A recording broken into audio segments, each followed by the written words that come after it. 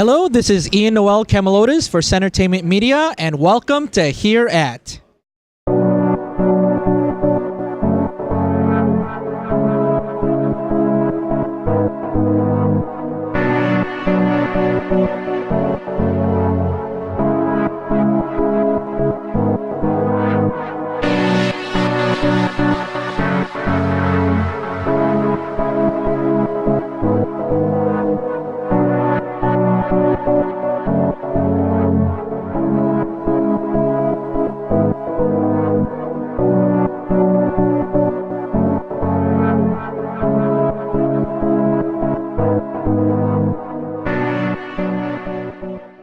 Well, here we are at ValorCon. It's the first year of Chicago's first ever all-around gaming convention. We've got a lot of different gaming areas, from electronic for game consoles and computers, all the way to tabletop gaming such as Warhammer and any other miniature games, plus standard social board games. And then there's also a trading card gaming section as well for games like Magic, Force of Will, Card Fight Vanguard, Yu-Gi-Oh!, Pokemon, and so many more. So let's check out how this weekend is going to unfold.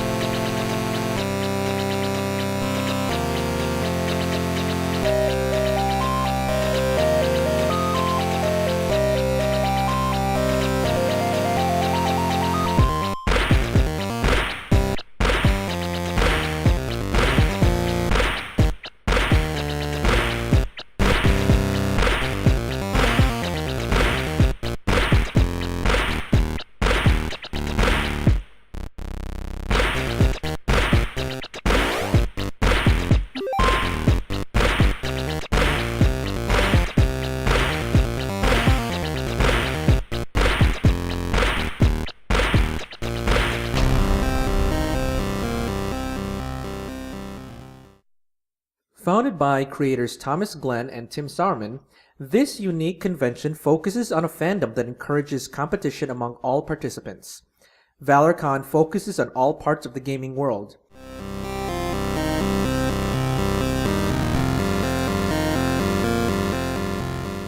Could you tell us a little bit more about Gamers Headquarters? Sure. It's a gaming lounge in Northern Illinois around the Carnegie area. We have dozens of computers, Xboxes. It's a nice way for people to come, hang out, do social gaming. We do tournaments, events, all kinds of stuff really over there. It's a gamer's kind of paradise over there. It's here as you guys are in charge of electronic gaming. Yeah, we hold all kinds of tournaments. We do a lot of Super Smash Brothers, League of Legends. We're going to be doing a lot more Dota coming up. Battlefront, of course, is coming up. We're going to be doing that. Black Ops. I mean, we do a lot. On the electronic gaming front, Gamers Headquarters provided choices of computer games from StarCraft to League of Legends, among many others that were available to play in teams or in free-for-all formats. There was also a section for players to try out independent games that was added in the computer area, where indie games were given the exposure to gaming audiences, while also giving players a chance to try out games they may never have heard of or got a chance to play. Tell us a little bit more about Icon and what you guys do. Well, Icon is this. It's a volunteer group of friends that I've coordinated. We now, bring a bunch of friends to. We host Super Smash Brothers. We have a really good time. And then you guys have sponsors too, because Yes. it's a group thing. So who's your sponsor for this event? Level 257 is our biggest sponsor. The restaurant out in Schaumburg. It's a Pac-Man-inspired restaurant where the next level of gaming comes to you. In the console gaming world, Icon Group helped out by treating players with the Super Smash Bros. Tournament as their key game that they focused on. All we need now is Mario Kart and Mario Party, and maybe friendships really will fall apart. Alright. So.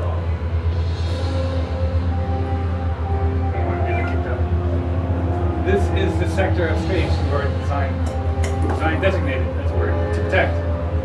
There are 1, 2, 3 deep space stations. You want to protect them. If you lose all of them, you lose. If you blow yourself up, you lose. There are some unidentified enemies, these gray dots all along the outer edges of the map. Science can scan them and identify them, but basically once all the enemies are gone, you win. That's all you gotta do. Destroy enemies. One very unique game that was featured and popular at ValorCon was Artemis Space Simulator, a multi-unit computer game which allows players to work together in commanding a starship and defending space station from enemies. Teams were able to test out their skills and prepare for their own ventures for their own Starship Enterprise.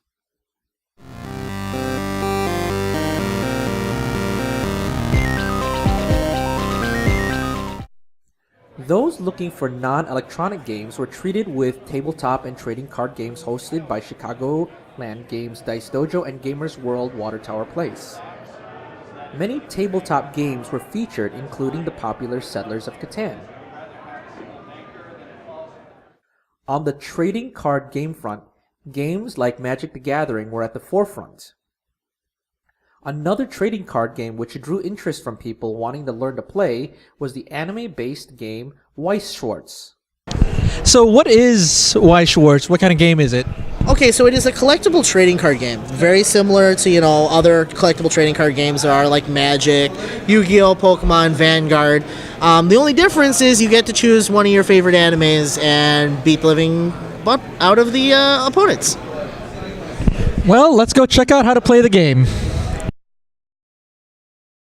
Alright, so here we are playing Weiss Schwartz, and before we get into the game, I just wanted to explain a couple of the cards and how the cards work and how the game progresses. So basically, if I had to describe Weiss Schwartz in a game, Weiss Schwartz would be basically a level-up game.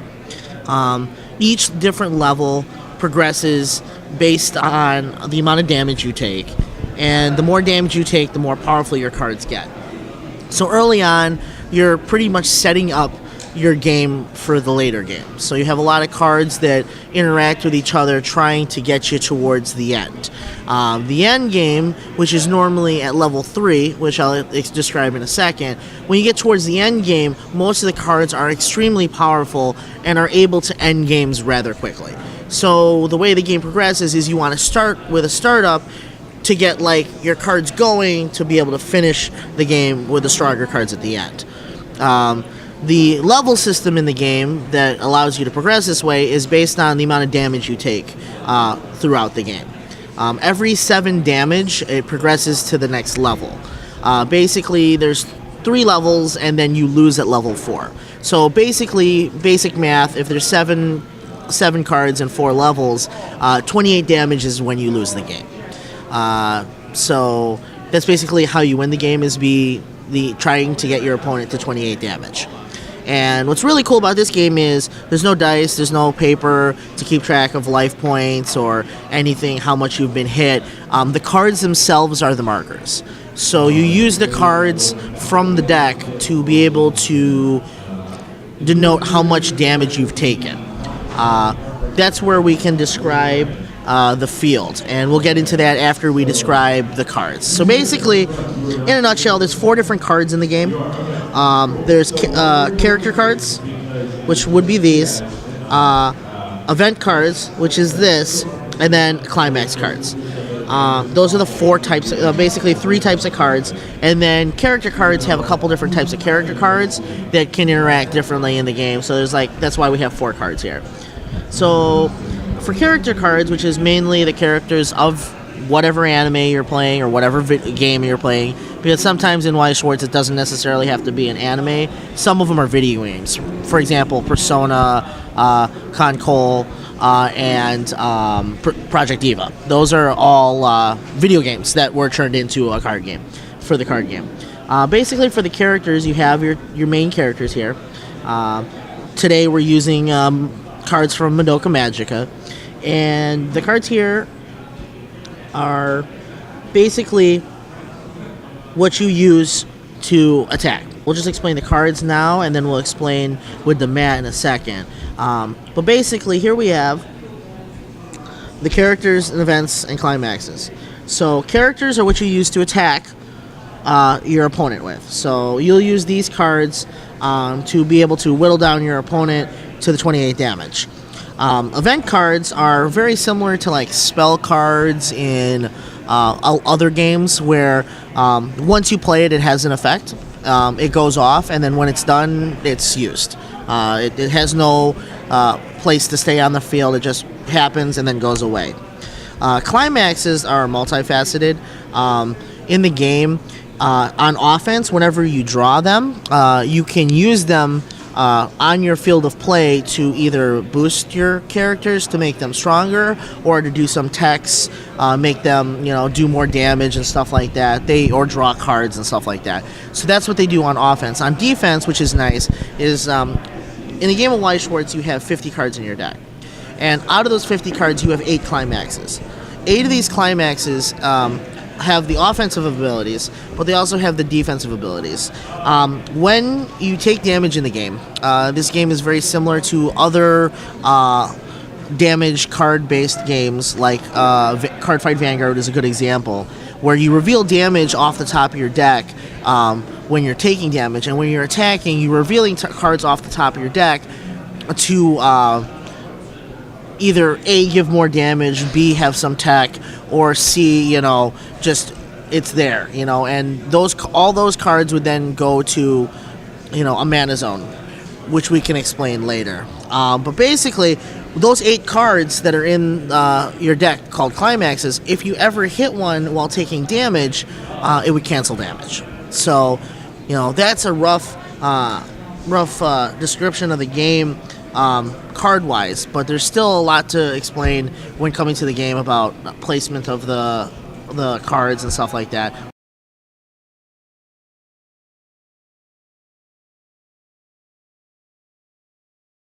But this is a mobile game, and the whole point is you make this little person walk to another part of the level. It's the simplest thing in the world, but the way that the mechanics and the aesthetics of it are very, very interesting. You swipe blocks to change the rotation and orientation of the level so that there's a graphical illusion that makes new platforms and bridges appear.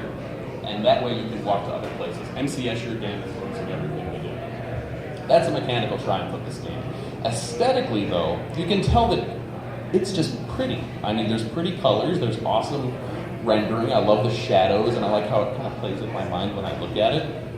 No convention is complete without panels where attendees get to engage, interact, and learn about a particular subject or subjects, from discussions about the gaming industry or to just plain lightsaber fights. For the first year of this con, there was quite the excitement and enjoyment from all the attendees. With this being just the start, how much more can ValorCon evolve and grow? Well, we're coming to the close of ValorCon this year, and it was a fair turnout for its first year. There were a lot of different types of games, from electronic gaming to card gaming to tabletop gaming, and a lot of people got to learn how to play these different types of games.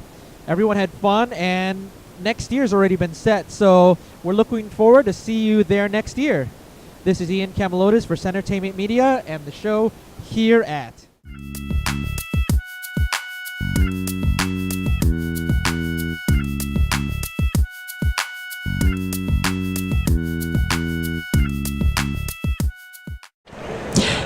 This is Ian Noel Camalotis for CEntertainment Media, and welcome to Here At.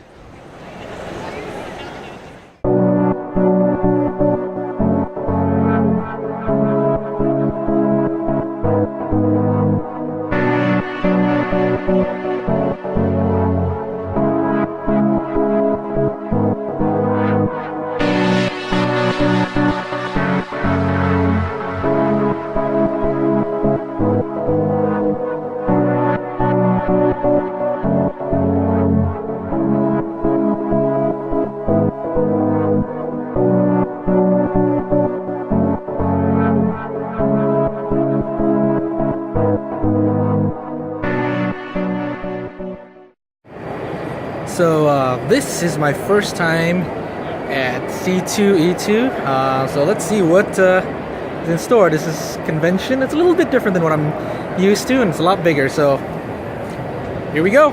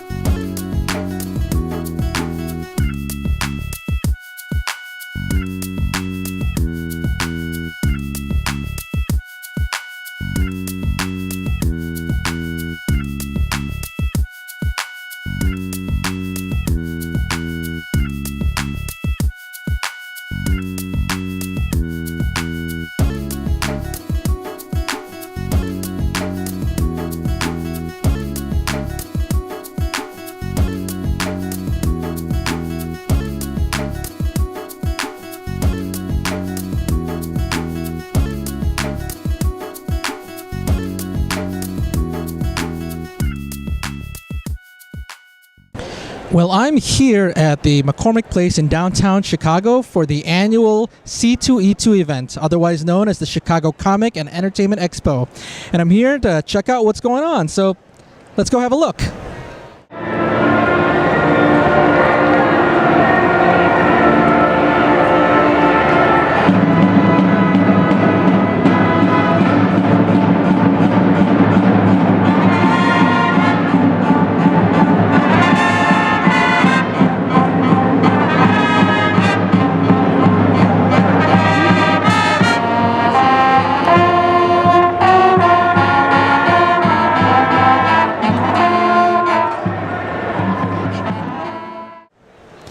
Now, the Chicago Comic and Entertainment Expo has been a mainstay here at the McCormick Place since 2010. With guests ranging up to the 40,000s and up, this has been one of the biggest conventions here in Chicago.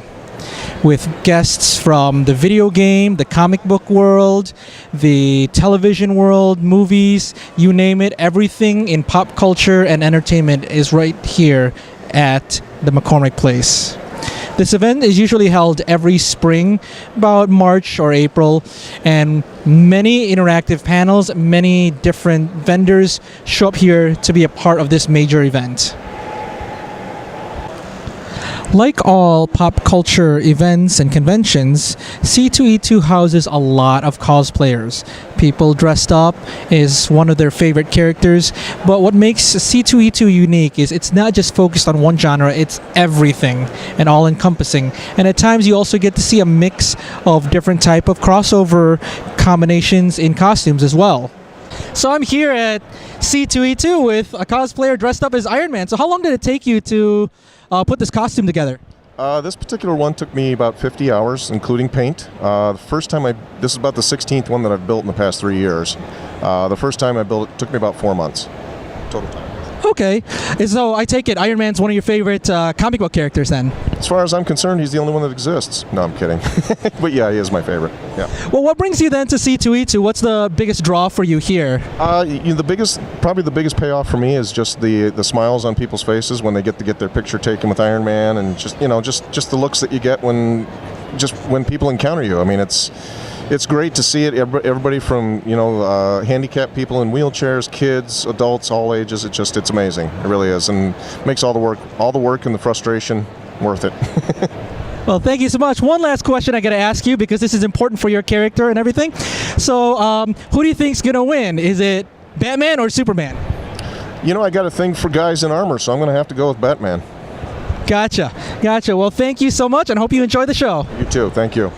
Okay, so I'm here with our friendly neighborhood Spider-Man. So tell me, what brings you to C2E2? Oh, I love C2E2. I come here like every year. And this is my 3rd year coming here, and it's amazing. Just amazing. Sure, what are some of your favorite things about C2E2? Oh, the cosplayers, the panels, and all the free stuff you get from here. Like, it's just amazing. Like, yeah. Were there any specific panels or guests that you wanted to meet this year? Well, not really, not today, but I met a lot of YouTubers that I came to see. But yeah, like, come here if you want to see like famous people or comic people like Stan Lee or stuff like that. It's such amazing, great time. And I take it Spider-Man's your favorite superhero. Is that why you cosplayed him today? Oh yes, I love Spider-Man. I am Spider-Man. Yeah. Well, was this a self-made costume, or did you purchase this from somewhere? I purchased this from zentai.com, and the face shields also from rpstudios.com. Okay. Yeah. Well, one last question, because this especially ties in with you, especially with a big event coming up. So, whose side are you on? Batman or Superman? I'm going my money with Superman. Superman? Yeah. You've heard of Superman? I've heard of Superman. Huh. I have to say the alien gotta beat. The alien's gonna beat the Batman. Okay. Well, thank you so much. Nice meeting you. Enjoy the con. Oh, you too. Thanks. Here we are at one of the lobby areas at C2E2, and as you can see behind me, we have a live R2-D2. Maybe we should try to interview him. Actually, I don't speak binary, so yeah, never mind.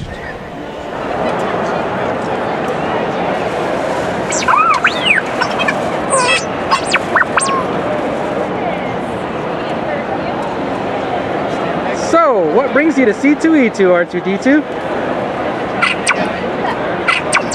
Help me, everyone. Kenobi. You're my only hope. Enjoying yourself today?